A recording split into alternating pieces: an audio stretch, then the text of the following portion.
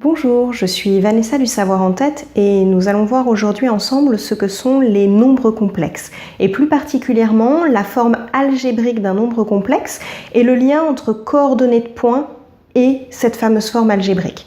Nous verrons dans de futures vidéos ce qu'est le conjugué, le module et l'argument d'un nombre complexe ainsi que sa forme trigonométrique et exponentielle et leurs utilisations.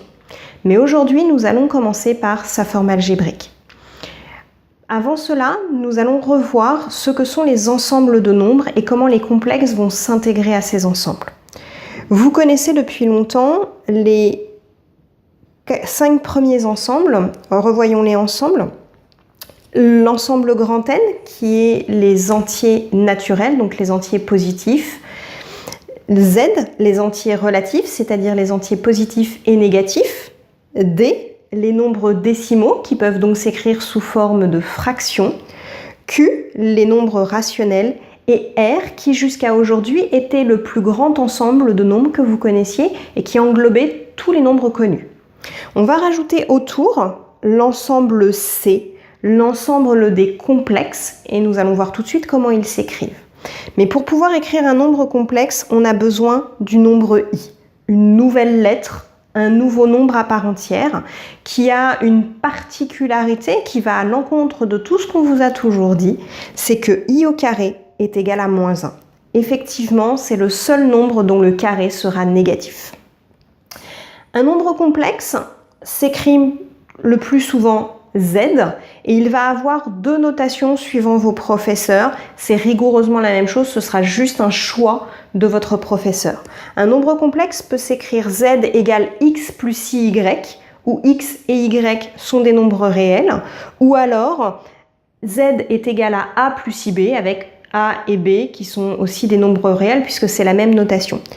Dans mes cours, j'utiliserai la première notation, Z est égal à X plus IY.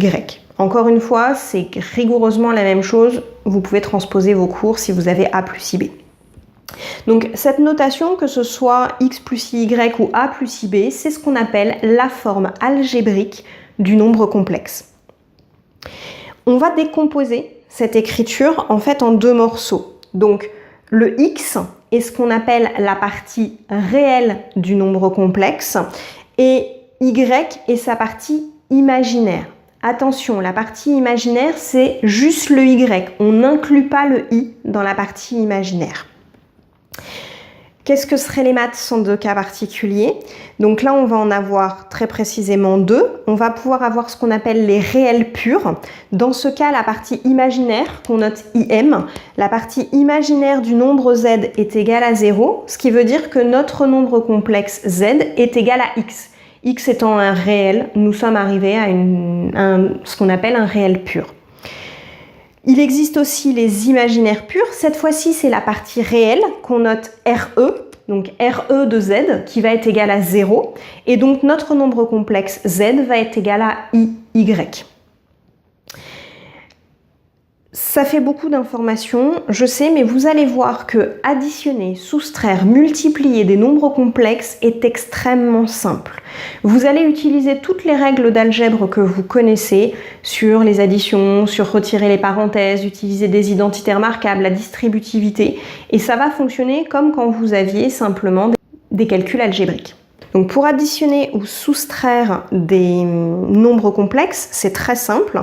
Là, j'ai pris comme exemple 3 plus 4i, mon premier nombre complexe, plus 2 moins 6i, mon deuxième nombre complexe. Je vais additionner ensemble les parties qui ne contiennent pas de lettres, donc 3 plus 2 égale 5, et puis les deux parties qui contiennent des i vont être gérées ensemble. 4i moins 6i égale moins 2i, et je retombe sur une forme algébrique d'un troisième nombre. Pour les multiplications, même chose. Je vais appliquer toutes les règles qu'on connaît déjà et que vous connaissez depuis le collège. Donc ici, j'ai choisi une double distributivité, puisque je vais faire mon premier nombre complexe, moins 2 plus 3i, que multiplie 5 moins i. Je vais distribuer, moins 2 fois 5 égale moins 10, moins 2 fois moins i égale plus 2i, 3i fois 5 plus 15i, et 3i fois moins i, moins 3i au carré. Je vais pouvoir venir additionner mes i, donc je me retrouve mon moins 10 pour l'instant est tout seul. 2i plus 15i, 17i. Et c'est là que notre nombre i carré égale moins 1 a de l'importance. Je vais venir remplacer i carré par moins 1. Je me retrouve donc avec moins 3 fois moins 1, ce qui va venir me donner plus 3, que je vais pouvoir additionner avec mon moins 10, et mon résultat est donc moins 7 plus 17i. Il n'y a aucune nouveauté dans ce genre de calcul. La dernière chose que je voulais voir avec vous aujourd'hui, c'est le lien qu'il existe entre les coordonnées d'un point dans un repère et les nombres complexes. Donc j'ai placé 2 points dans mon repère, le point A de coordonnées 2, 3 et le point B de coordonnées moins 1, moins 2. Et en fait, on va voir que on va pouvoir utiliser ces coordonnées de points pour créer ce que l'on appelle l'affixe d'un point, qui va être un nombre complexe qui s'écrit z du point A pour le point A. ZA est égal à xa, abscisse du point A, plus YA, ordonnée du point A.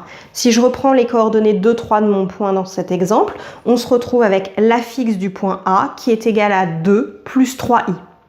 Deuxième exemple, pour le point B, on se retrouve avec ZB qui est égal à moins 1, moins 2i. Ce sera tout pour aujourd'hui.